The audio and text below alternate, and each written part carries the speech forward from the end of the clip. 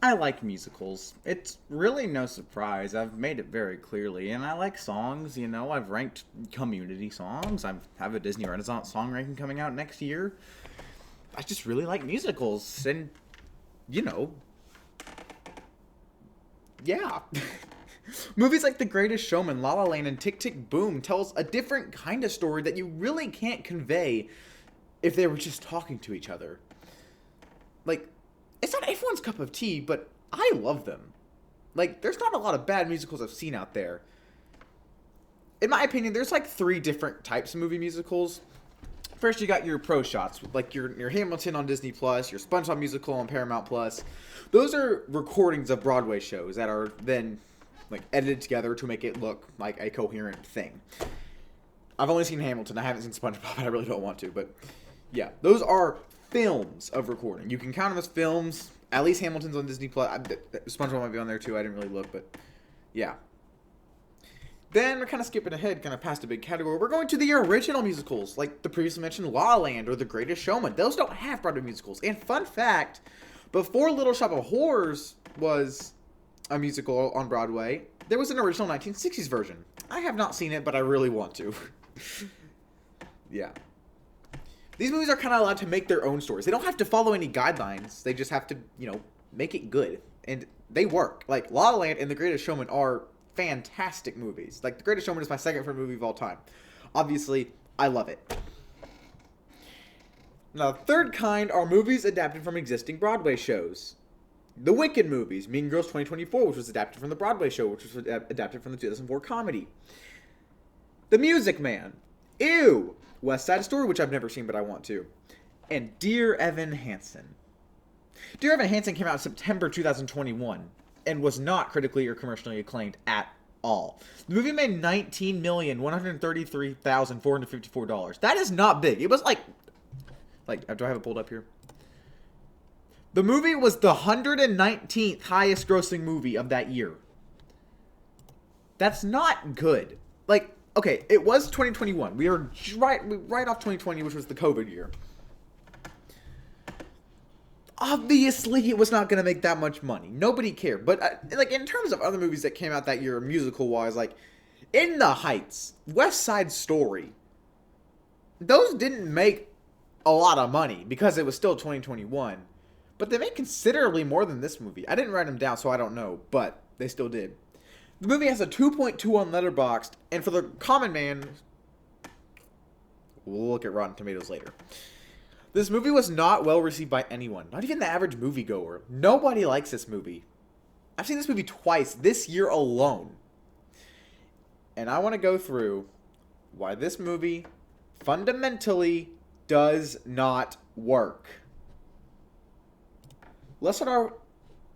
That was bad. Let's start out with, my thoughts from the movie.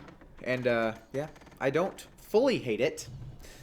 First of all, I've never seen the original Broadway show. I have listened to the songs, and I have seen clips from the show, so I know enough about it. I love the songs from the show. They are great. They are great songs.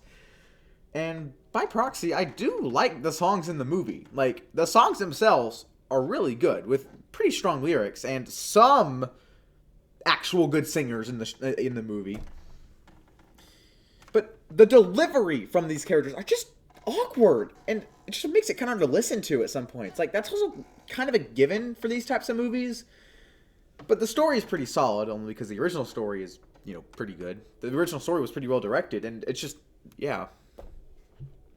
Ben Platt plays Evan in the movie, reprising his role from the Broadway show. So you'd think he'd know how to play his own character. But he just throws in all these, weird voice cracks, and I hate it. Because in the original show, he sounds pretty clear and good. It sounds good. I love listening to Dear Evan Hansen songs, but he just makes it sound so unpleasant, and I don't want to listen to it. We get glimpses of his original Broadway character here with his, it honestly sounds pretty smooth. At the end of For Forever, it also doesn't sound bad. But then he contradicts that with his weird voice cracks. It's just make it sound good. People are going to watch this. You are doomed from the start, Ben, if you were going to sing like that. That's ridiculous.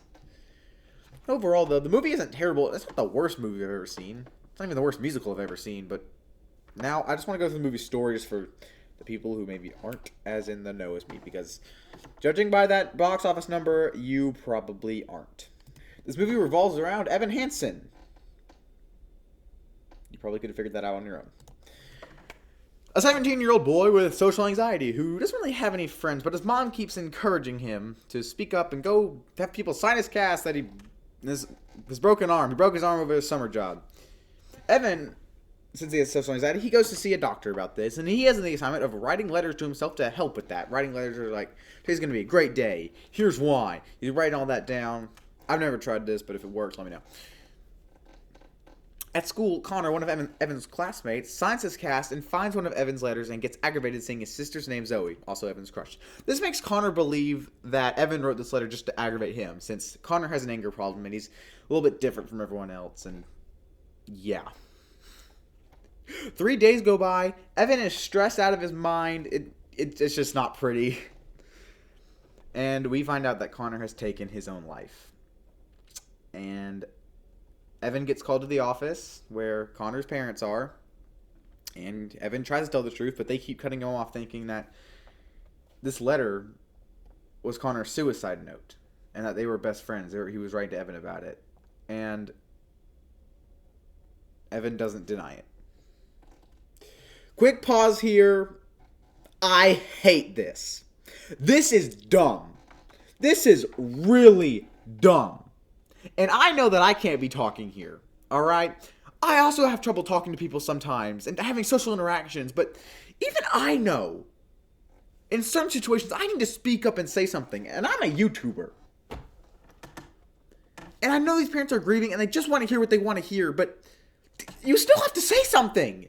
This movie would not have as many problems as if you just told them. It's ridiculous. Because he even sings a song later, and we'll get to that, but, like, that's ridiculous. You need to say something, dude. But anyway, Evan is invited to the Murphy's house for dinner, where he sings the song For Forever about all the stuff he and Connor did together, which he makes all of it up. So he's able to make up these lies about this elaborate plan, or elaborate, whatever it is, that he was told. Oh my gosh, but he won't tell the truth. Like, there's not another reason why he won't tell the truth. It's just because he's socially awkward and he wants to make his family happy. But this is ridiculous. Like, you need to say, they believe you. You are actively screwing them over. Oh my god. Anyway, the lie keeps going, and he goes to his family friend, Jared, who's an a-hole, to help forge emails to and from Connor, to and from him. That was a very weird way of wording it. I didn't really know how to, though, so sorry. Basically, he wants Cynthia and Larry. Did I say their names yet? I didn't say that. Okay, Cynthia and Larry are the Murphys. They're the mom and stepdad, I think. And they want to believe that they've been emailing a lot and that they're best friends.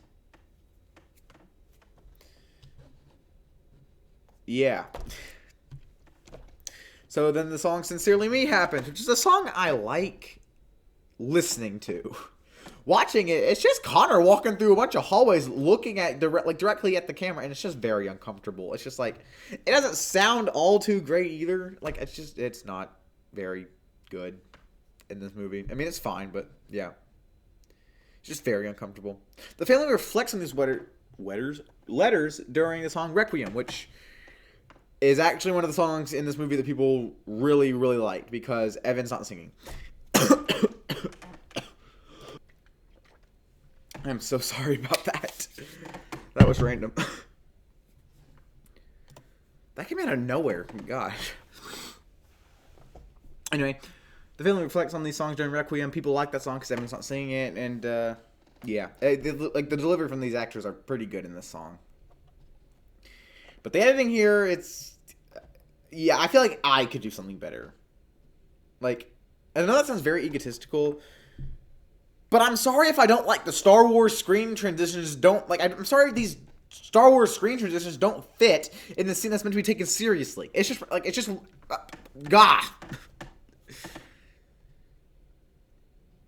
Anyway, Evan gets another invite back to the Murphy's house, and he sings a song to Zoe, if I could tell her. which is basically about all that he loves about her. But in order to not make it weird, he sings it as Connor singing it. Like, this is what Connor loves about Zoe. And honestly, this is another thing people liked about this movie, is that this, in the Broadway show, this was when Zoe and Evan started dating. But they changed it to a later song, which is honestly pretty good, because this song is weird if you think about it that way. So I'm glad they fixed it. Anyway, we get a character, Alana, who's a student who also has social anxiety, but she has an idea about a charity about Connor, dedicated to keeping his memories alive, and she proposes it to Evan. She even sings a new song. It's a good song. But you added a new song but cut two of the best songs in the movie? We'll get to that later. But you went to the dedication of adding this new song? That's ridiculous. Anyway. Oh, I also... Okay, I can go ahead and talk about it now. There are a bunch of songs cut, but the two main ones they cut is the opening song in the original show.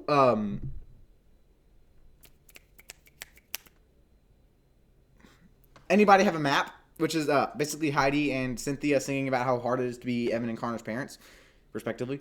And then they have the epic song, which is the best song in this is my favorite song in the show, is Good For You, which they call Evan out for his bad behavior. They cut it. But I actually didn't notice until I rewatched the movie for a second time.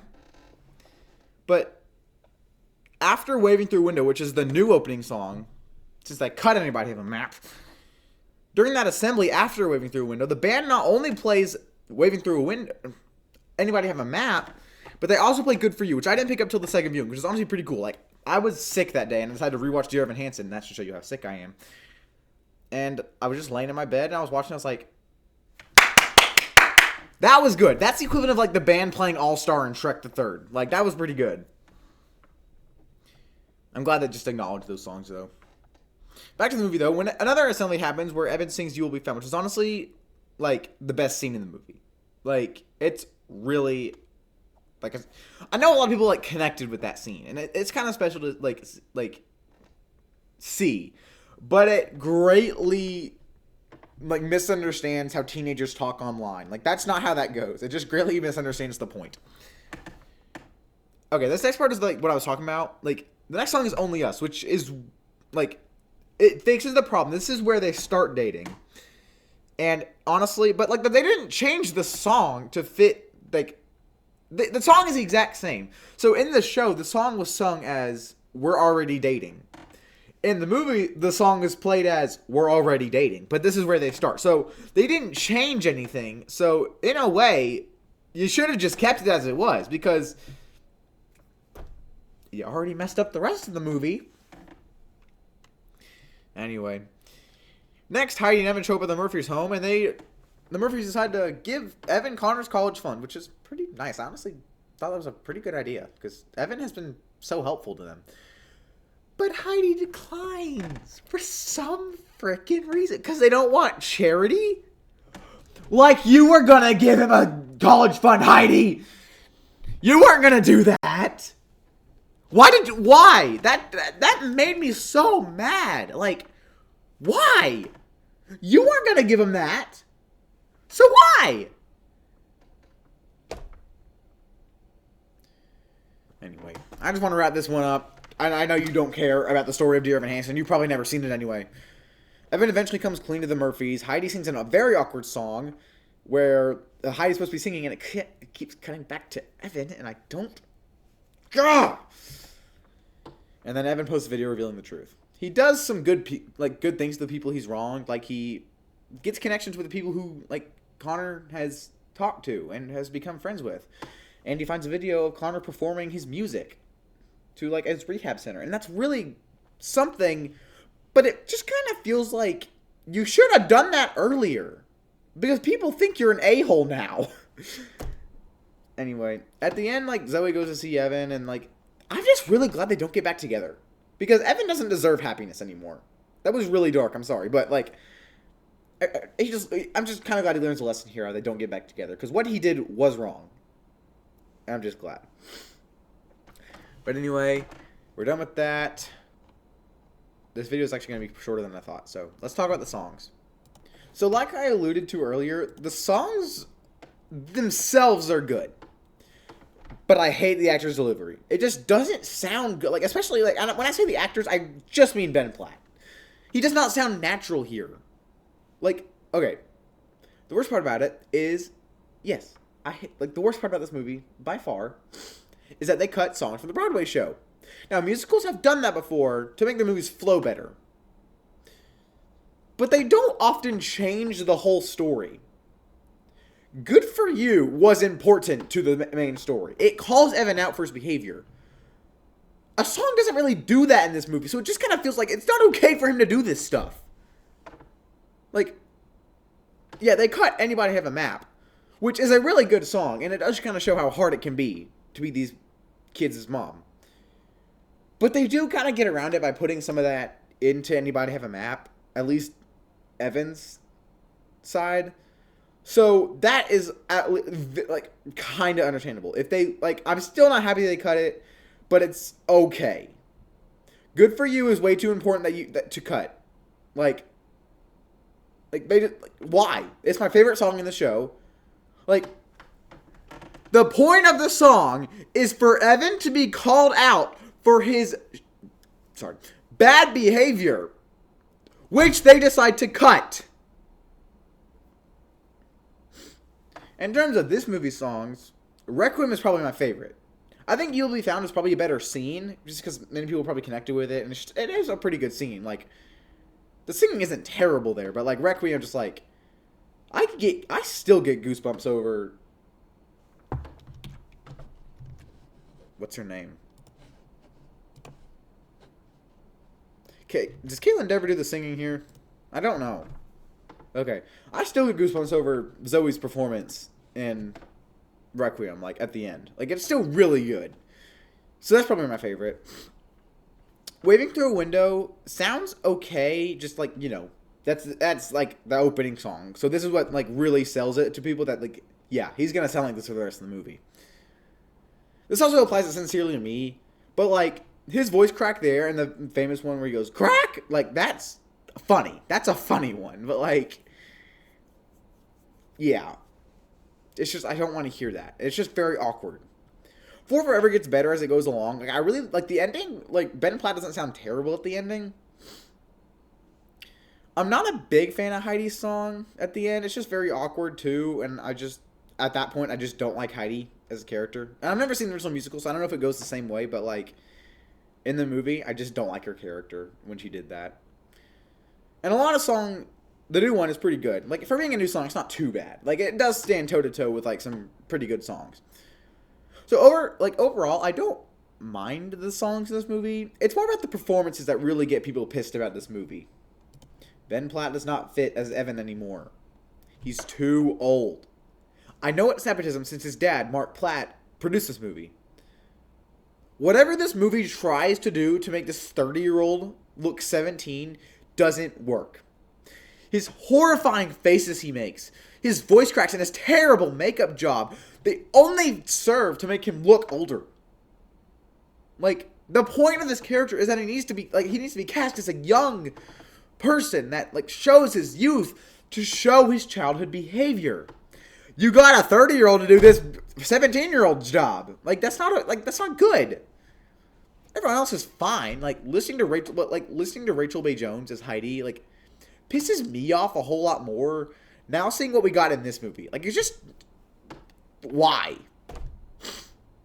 Wait, it'd be really good if you cast her back because you don't have her very much in the movie at all. She sings one song, and that one song doesn't require too much. But I guess if you got her back, you might as well just get everyone back because they got Ben Platt back. Anyway, the Murphy family they do sound good during Requiem. The dialogue does not work in this movie at all, though. Whenever someone says anything, a long pause will happen, and then another character will chime in, which is a shame because these actors are all really good. But like in the original, when they were angry, you knew it because they were talking over each other.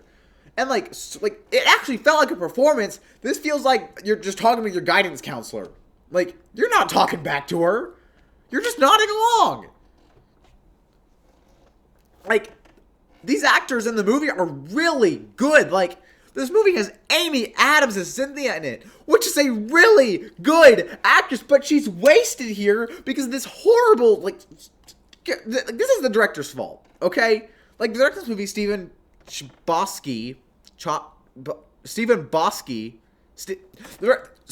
directed one of the best movies I've ever seen, Wonder. And while watching, I could definitely see some similarities to that movie. But the difference is in this guy's directing, like, overshadowed those. And it's honestly, it's like, why? Why did you do this? This director also directed The Perks of Being a Wallflower, which I've never seen, but I'm aware of how, like, acclaimed it is. Like, it's the most popular movie of 2012 on Letterboxd. Like, it's nothing short. Like, this guy has made good movies. But what happened here is, like, a definite step off. I'm going to reiterate, I love Wonder. That's one of the best movies I've ever seen. So I was really shocked when I found out, like, oh, this guy directed Dear Evan Hansen. What the hell happened? Earlier I talked about the reviews and how it has a 2.2 on Letterboxd, which, you know, it's not terrible. There's definitely worse. But I told you I'd talk about the Rotten Tomato score. This movie has a 28% on the tomato meter and an 88% on the popcorn meter. What? Nobody likes this movie. Nobody likes Dear Evan Hansen at all. Nobody. So how does it have an 88%? Jurassic Parks might be lower, honestly. Like, that's... What? That's bizarre to me, because no one has ever seemed to like this movie. Who paid these people? This movie has no idea what it wants to be. Like, the acting is terrible, the editing is terrible, the directing is terrible. But at least it has good songs. I have wanted to talk about this movie ever since I first saw it. I gave it a 5 out of 10, and I guess that still stands since I've seen it again, and nothing really changed. And the score is really only that high because of the songs. This movie just does not work. It's bad. Like, I give it a 5 out of 10, which is kind of like mediocre, kind of mid. But, like, really looking at it, I have musical bias. This movie is bad. This is kind of insulting, in a way, to the great movie musicals out there.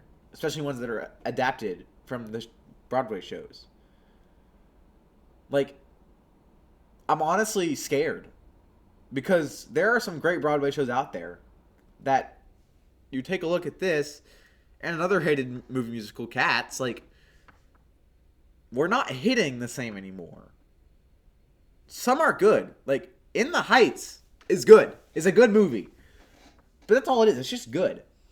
This movie is bad. Like, really bad. I'm just done. I have closure on this movie. I'm going to talk about it once more in my non-2025 movies ranking, and then I'll be done with it. Thank you. Well, now that I've done this, I can talk about some good movie musicals. I'm never reviewing The Music Man, because I'm never watching that movie again. I don't care. If you're a Music Man fan, go find someone else to watch, because I'm not watching that movie again. Anyway, thank you all so much for watching. Thank you for an amazing year. I'll see you guys soon. Goodbye.